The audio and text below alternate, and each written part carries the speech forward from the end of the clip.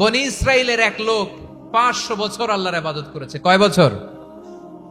কোথায় জানেন? সাগরের মাঝখানে এক পাহাড়, ওই পাহাড়ের উপরে বসে 500 বছর টানা আল্লাহর ইবাদত। দিনে আর রাতে একবার করে নিচে নামতেন। সেখানে আল্লাহ তাআলা পাথরের ভেতর থেকে তার জন্য মিঠা পানির ব্যবস্থা করে দিয়েছেন, আর একটা ডালিম গাছের ব্যবস্থা করে দিয়েছেন। সকালে নামলে একটা টসটসে ডালিম, রাতে নামলে টসটসে ডালিম। এগুলো খেয়ে খেয়ে 500 বছর সে আল্লাহর ইবাদত করেছে। আর সে আল্লাহর কাছে বলেছে, আল্লাহ আমি যখন মারা যাব সেজদারত অবস্থায় যেন মারা যাই।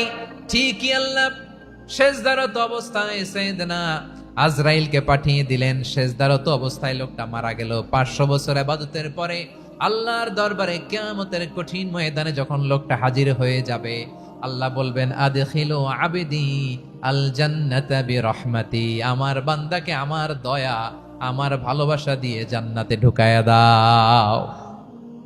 500 বছর ইবাদত করছে তো আমার দয়ায় আমার বান্দারে জান্নাত দাও। এই বান্দা বলে, বালবি আমালি, আল্লাহ তোমার দয়া লাগবে কেন? আমি আমার আমল দিয়ে জান্নাতে যেতে চাই। কি দিয়ে? কথা বুঝে নাই বোধহয়। আল্লাহর এই বান্দা কি দিয়ে জান্নাতে ঢুকতে চায়? আমল দিয়ে। আল্লাহ বলছে, আমার দয়ায় আমার বান্দারা জান্নাতে নিয়ে যাও। ফেরেশতারা এ বলে, আল্লাহ তোমার দয়া লাগবে কেন? সেজদা তো কম দেই নাই, জিকির করতে করতে 500 বছর শেষ করে দিলাম, আবার তোমার দয়া লাগবে? আমি তো আমার আমলেই জান্নাতে যেতে পারি। আল্লাহ বলবেন, তাই ঠিক আছে, আমি চাইলাম দয়া দিয়ে জান্নাত দিব, তুমি চাইলে আমল দিয়ে ঢুকবা। ঠিক আছে, তোমার আমল আর আমার যে দয়া দুইটার একটু মাপ দেই। তোমার 500 বছরের ইবাদত এক পাল্লায় রাখো। আর আল্লাহ বললেন, আমি যে দয়া করে এই দুনিয়ার নাজ নেয়ামত বিউটি সৌন্দর্য দেখার জন্য তোমার দুটা চোখ দিয়েছিলাম, দুটা নয় একটা চোখ আরেক পাল্লায় রাখো। রাখা হবে, দেখা যাবে ওই 500 বছরের ইবাদত হালকা হয়েছে, আর মুহূর্তের মধ্যে আল্লাহর দেয়া একটা চোখের নেয়ামত ভারী হয়ে গিয়েছে। আল্লাহ বলবেন, তোমার কথা মতো মাপ দেয়া হলো, এবার ফলাফল দেখো। হিসাব বলে, তুমি এখন জাহান্নামে যাবা। Go to the hell fire, যাও এবার জাহান্নামে যাও। মাপ জোখে যখন আসছো আমার সাথে হিসাব ক্যালকুলেশন, যাও তুমি এবার জাহান্নামে যাবা। এবার লোকটা কাচুমাচু করে বলে, আল্লাহ আমি বুঝি নাই, আল্লাহ আমি বুঝতে পারি নাই, খেয়াল করি নাই, তুমি আমারে ক্ষমা করো, তুমি আমারে মাফ করো। ও আল্লাহ, এবার আমি টের পেয়েছি, এবার আমি বুঝতে পেরেছি, তোমার দয়া ছাড়া দুনিয়ায় কেউ জান্নাতে যেতে পারবে না, কেউ পারবে না। আল্লাহ বললেন, ওরে গোলাম, তুই তো কিছুই ছিলি না, অস্তিত্বহীনতা থেকে তোরে অস্তিত্বে আনলো কে? ওই ছোট্ট শুক্রাণু থেকে মায়ের পেটে 9 মাস তোরে খাবার দিয়েছে কে? আবার সুস্থতার সাথে দুনিয়ার বুকে তোরে ডেলিভারির ব্যবস্থা করে দিল কে? আবার তোর মায়ের বুকের ভেতরে 2টা খাবারের লাইনের ব্যবস্থা করে দিল কে? আবার তোকে শৈশব পেরিয়ে কৈশোর পেরিয়ে তারুণ্য, তারপরে যৌবন, এগুলো দান করলো কে? তার চেয়েও বড় কথা, পাহাড়ের মাঝখানে সাগরের মাঝখানে 500 বছর ইবাদত করার শক্তি তোর গায়ে দিয়েছে কে? এই সাগরের মধ্যে লোনা পানি, লবণের পানি মুখে দেয়া যায় না, সেখান থেকে আমি পাহাড়ের ভেতর থেকে মিঠা পানির ব্যবস্থা করে দিলাম। ওই জায়গায় তোরে রিজিকের বন্দোবস্ত করলো কে? সকাল বিকাল 2 বেলা টসটসে ডালিম খাওয়ার ব্যবস্থা করে দিল কে? তোর আবদার ছিল, আল্লাহ আপনি আমারে সেজদারত অবস্থায় রুহু কবজ করবেন, তোর শেষ আবদারটাও পূরণ করেছে কে? ও গোলাম, আমার রহমতের তুলনায়, আমার নেয়ামতের তুলনায় তোর 500 বছরের ইবাদতের কোনো ওজনই হবে না। গোটা বিশ্বের কেউ কোনোদিন আমার জান্নাতে ঢুকতে পারবে না, আমি আল্লাহর দয়া ছাড়া। হুয়ার রহমানুর রহিম, তিনি দয়াময়, তিনি মেহেরবান। জিব্রাইল আলাইহিস সালাম বিশ্বনবীর এই লম্বা হাদিসটা যখন শোনালেন, আমি যা যা বলছি এটা বিশাল এক হাদিসের অনুবাদ।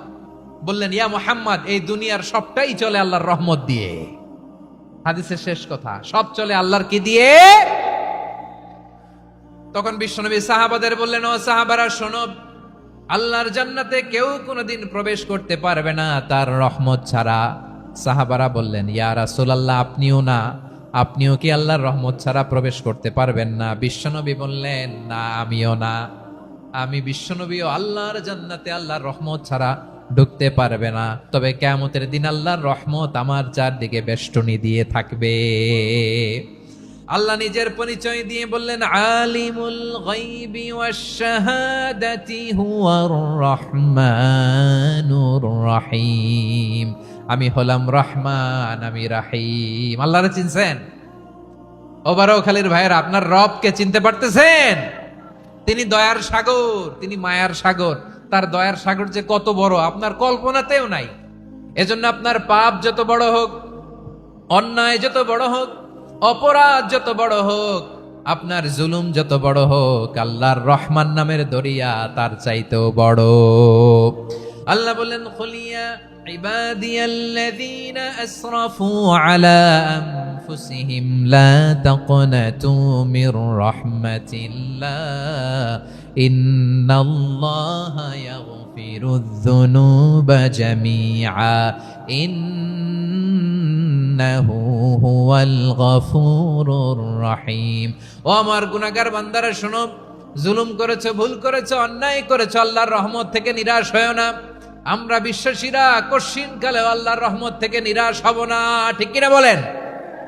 আল্লাহর রহমত থেকে নিরাশ হবেন? ভুল করে ফেলছেন, আরে ভুল তো সবাই করে। পাপ হয়েছে, আরে পাপ তো সবার আছে, আপনারা সবাই পাপী, সবাই পাপী। যত পাপ হোক, ভুল হোক, অন্যায় হোক, অনুতপ্ত হয়ে তওবা করে, ওযু করে, জায়নামাজটা বিছিয়ে সেজদা দিয়ে চোখের পানি ছাড়েন। চোখের বেয়ে পড়া পানি আল্লাহর কাছে যে কত প্রিয়। অনুতপ্ত বান্দার চোখের পানির ফোঁটা তার চোখ বেয়ে, নাকের ডগা বেয়ে জমিনে ড্রপ করার আগেই আল্লাহর ওই বান্দার সব গুনাহ মাফ করে দেয়। আল্লাহ বললেন, আমি রহমানুর রহিম, আমি দয়াময়, আমি মেহেরবান। এরপর আল্লাহ বললেন, হুয়াল্লাহুল্লাযী লা ইলাহা ইল্লা হুয়াল মালিকুল কুদ্দুসুস সালামুল মুমিন। হুয়াল্লাহুল্লাযী, তিনি এমন আল্লাহ, লা ইলাহা ইল্লাহু, তিনি ছাড়া কোনো ইলাহ নাই। আল মালিক, তিনি হলেন আল মালিক। দুইটা শেষ, আর রহমান আর রাহিম শেষ। এবার আল্লাহ 3 নাম্বার গুণবাচক নামের পরিচয় দিচ্ছেন। আল্লাহ বলছেন, আমি হচ্ছি আল মালিক। আমি কি? মানে সম্রাট। আল মালিক মানে হচ্ছে the king, the king of kings. সব রাজার বড় রাজা, মহারাজা। তার চেয়ে বড় রাজা আর কেউ নাই, তার চেয়ে বড় সম্রাট আর কেউ নাই, তার চেয়ে বড় ক্ষমতাধর সত্তা মহাবিশ্বে দ্বিতীয় কেউ নাই। চিৎকার করে বলেন, ঠিক কিনা? তিনি আল মালিক। আল মালিক মানে ক্ষমতাধর, ক্ষমতার মালিক, রাজা ধীরাজ বাদশাহ। তার ক্ষমতা আর আমাদের ক্ষমতা একরকম নাকি? হ্যাঁ, আমাদের দুনিয়াতে ক্ষমতা অস্থায়ী ক্ষমতা, ঠিক কিনা বলেন? আইজ আছে কাল নাই, এরকম না ক্ষমতা?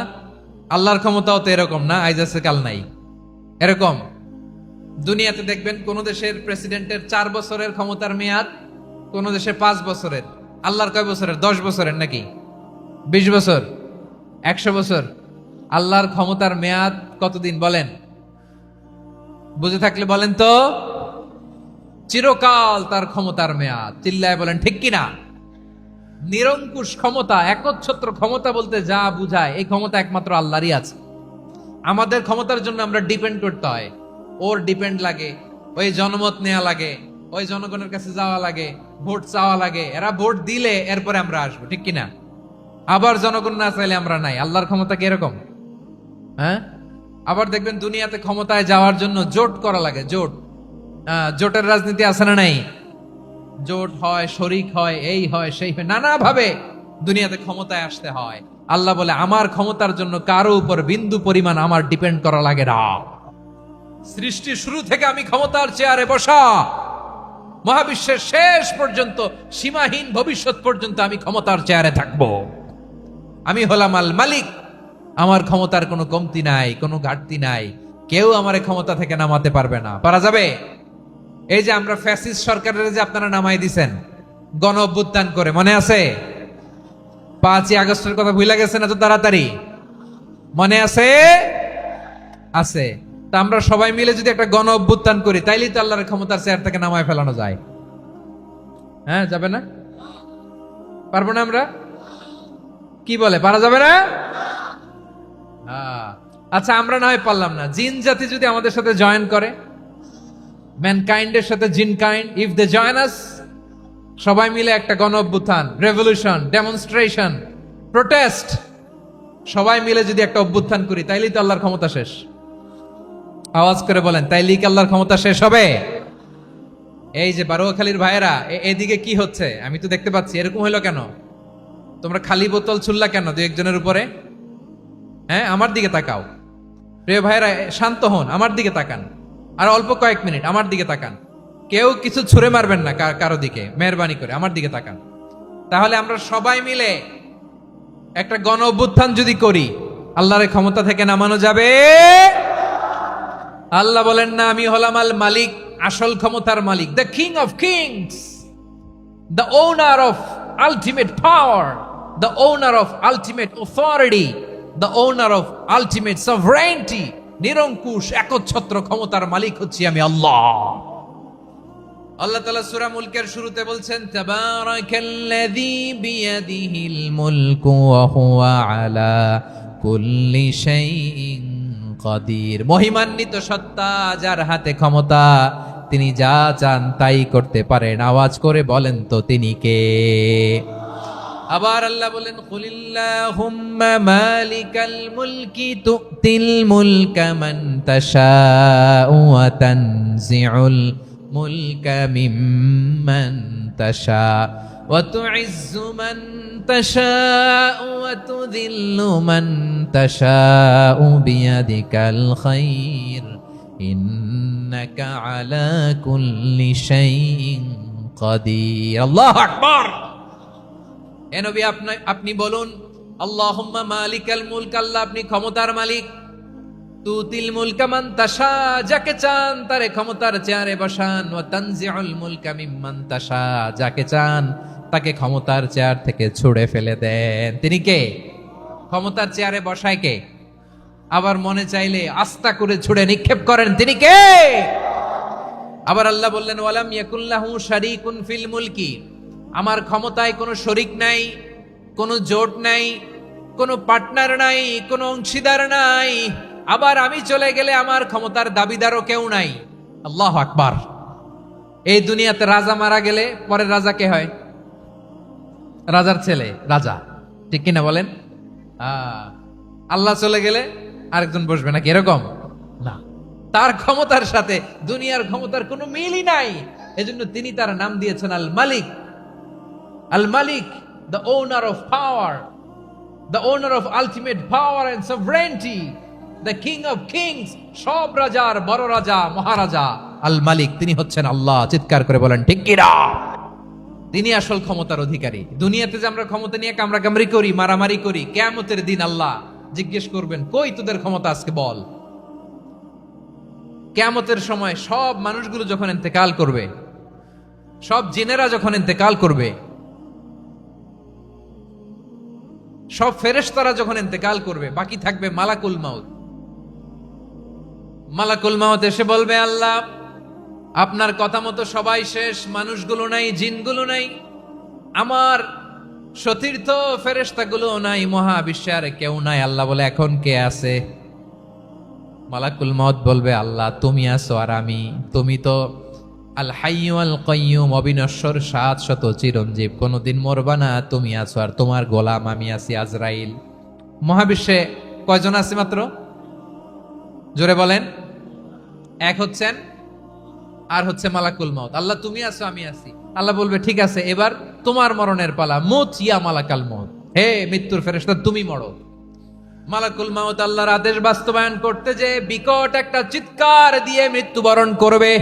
ওই চিৎকার দুনিয়ার মানুষেরা, চিৎকারের আওয়াজ যদি দুনিয়ার মানুষেরা শুনতে পেত, দুনিয়ার মানুষের প্রত্যেকের কানের পর্দা ফেটে মুহূর্তের মধ্যে সব লাশ হয়ে জমিনে পড়ে রইত। ভয়ঙ্কর চিৎকার দিয়ে মালাকুল মাউত বিদায় নিবে, কেউ নাই। এবার বলেন তো, মহাবিশ্বে মহাশূন্য, কেউ নাই, উপরে নিচে সামনে পেছনে ডানে বায়ে কোন সত্তা, কোন জীবিত সত্তা আর আছে? একজন ছাড়া, তিনি কে? কুল্লু মান আলাইহা ফানি ওয়া ইয়াবকা ওয়াজহু রাব্বিকা যুল জালালি ওয়াল ইকরাম। পড়েন, ফাবিআইয়ি আলাই রাব্বিকুমা তুকাজ্জিবান। কেউ থাকবে না, একজন ছাড়া, একজন ছাড়া। এই ড্রোন দেখে হাত নাড়ালে হবে? আমার দিকে তাকাইতে হবে, কথা শুনতে হবে। মহাবিশ্বে কেউ নাই, একজন সত্তা ছাড়া। আওয়াজ করে বলেন, তিনি কে? এবার আল্লাহ ডেকে বলবেন, লিমানিল মুলকুল ইয়াউম, লিমানিল মুলকুল ইয়াউম, ক্ষমতা কার? Who belongs the kingdom today? who belongs the power, authority today, who belongs the sovereignty today. আজকে ক্ষমতা কার? দুনিয়াতে ক্ষমতা নিয়ে এত কামড়াকামড়ি, দুনিয়াতে চেয়ার নিয়ে এত মারামারি, এত অত্যাচার, এত রক্তপাত, এত ব্লাডশেড। আজকে বলো তো ক্ষমতা কার? কার ক্ষমতা? মহাশূন্যে কোনো আওয়াজ নাই, শুধু আমার রবই বলবেন লিমানিল মুলকুল ইয়াউম। আজকে ক্ষমতা কার? কোনো আওয়াজ নাই, উত্তর দেওয়ার মতো জীবিত কোনো সত্তা নাই, ফলে কেউ উত্তর দিতে পারবে না। আল্লাহ নিজেই প্রশ্নের উত্তর দিয়ে বলবেন লিল্লাহিল ওয়াহিদিল কাহ্হার। একচ্ছত্র অধিপতি, ক্ষমতার মালিক আল্লাহ ছাড়া কারোর জন্য কোনো ক্ষমতা নাই। চিল্লায় বলেন ঠিক কি না? তাহলে আর রহমান আর রাহিমের পরে আমরা জানলাম আমার আল্লাহর আরেকটা সুন্দর গুণবাচক নাম হচ্ছে আল মালিক। কি নাম? আল মালিক মানে দ্য কিং, রাজাধিরাজ, সব রাজার বড় রাজা, মহারাজা। এরপরে 4 নম্বরে আল্লাহ বললেন আল কুদ্দুস, তিনি হলেন আল কুদ্দুস। আল কুদ্দুস মানে হচ্ছে অতি পবিত্র, মহাপবিত্র, the most holy, the absolutely pure, যার কোনো খুঁত নাই। আল্লাহর কোনো খুঁত আছে? তিনি মহাপবিত্র। আল্লাহর পবিত্রতা যখন আমরা বর্ণনা করি আল্লাহ খুশি হয়ে যান, কারণ তার সত্তার একটা বৈশিষ্ট্য হচ্ছে তিনি আল কুদ্দুস। বারোয়াখালীবাসী আল্লাহর নামটা একটু জপেন না, বলেন আল কুদ্দুস, সবাই আওয়াজ করে আল কুদ্দুস। অতি পবিত্র, তার মধ্যে কোনো অপবিত্রতার ছিটে ফোঁটা নাই, মহাপবিত্র, the most pure, the most holy, অতি পবিত্র। ফেরেশতারা বলেছিল আল্লাহ আপনি মানুষ কেন বানাবেন? নাহনু নুসাব্বিহু বিহামদিকা ওয়া নুকদ্দিসু লাক। এই যে নুকদ্দিসু কুদ্দুস পাইছেন? তারা বলেছিল আল্লাহ মানুষ কেন বানাবেন? মারামারি করবে, আমরাই তো ভালো, আমরাই আপনার মহিমা বর্ণনা করি, আমরাই আপনার পবিত্রতা বর্ণনা করি। নুকদ্দিসু লাক তার মানে আল কুদ্দুস। আবার আমার নবী বিশ্ব নবী যখন সিজদায় লুটিয়ে পড়তেন, আম্মা জানা এসে বলেন আমরা তো সিজদার মধ্যে সুবহানা রাব্বিয়াল আলা বলেই শেষ, কিন্তু বিশ্বনবী তাহাজ্জুদের নামাজে, নফল নামাজে, সুন্নত নামাজে 3 বার সুবহানা রাব্বিয়াল আলা তাসবিহ পড়ার পরে তিনি পড়তেন সুবহুন কুদ্দুসুন রাব্বুল মালাইকাতি ওয়ার রূহ। সুবহ কুদ্দুস রব্বুল মালাইকাতি ওয়ার রূহ। সিজদায় লুটিয়ে পড়ে বিশ্বনবী এই দোয়াটা পড়তেন নফল নামাজে, সুন্নাত নামাজে কিংবা তাহাজ্জুদের নামাজে। সুবহান রাব্বিয়াল আলার পরে কি পড়তেন? সুবহুন। আওয়াজ করে বলেন সুবহুন কুদ্দুসুন রব্বুল মালাইকাতি ওয়ার রূহ। মানে আল্লাহ আপনি প্রশংসিত, আল্লাহ আপনি অতি পবিত্র, আপনি সব ফেরেশতা কুলের রব, ফেরেশতাদের সরদার জিব্রাইলের রব। সুবহানাল্লাহ। আজকে থেকে পড়বেন সিজদায়? হ্যাঁ, বারোখালীবাসী পড়বেন নাকি? হুজুর নামাজে তো পড়ি না। হ্যাঁ, এরকম নফল নামাজে, তাহাজ্জুদের নামাজে, সুন্নত নামাজে সিজদার যে তাসবিহ সুবহানা রাব্বিয়াল আ'লা 3 বার পড়ার পরে আমার ভাইরা, মহিলা প্যান্ডেলে আমার যে মায়েরা বোনেরা আছে, আজকে তো রেকর্ড হয়ে যাবে, কালকেই ভিডিও পেয়ে যাবেন। 3 বার সুবহানা রাব্বিয়াল আ'লা পড়ার পরে পড়বেন সুবহুন কুদ্দুসুন রব্বুল মালাইকাতি ওয়ার রূহ। পড়বেন তো ইনশাআল্লাহ। আবার বিশ্বনবী বলেন ইন্নাল্লাহা তাইয়্যিব লা ইয়াকবালু ইল্লা তাইয়্যিবা। আল্লাহ পবিত্র, পবিত্রতা ছাড়া তিনি কিছু গ্রহণ করেন না, অপবিত্র কোনো কিছু আল্লাহ গ্রহণ করে না। অনেকে আছে ঘুষ খায়, সুদ খায়, অন্যায় অপরাধ চাঁদাবাজি যা আছে সব করে, হারাম টাকা, হারাম উপার্জন। এই হারাম উপার্জন দিয়ে আবার মসজিদ বানায়, আছে না নাই? ইনকাম সবটাই হারাম, ওইটা দিয়ে আবার এতিমখানা বানায়, আছে না নাই? আছে। ওইটা আল্লাহ কবুল করবে না, কারণ আল্লাহ নিজে পবিত্র। পবিত্র না হলে কিছুই অ্যাকসেপ্ট করেন না। সুবহানাল্লাহ পড়েন।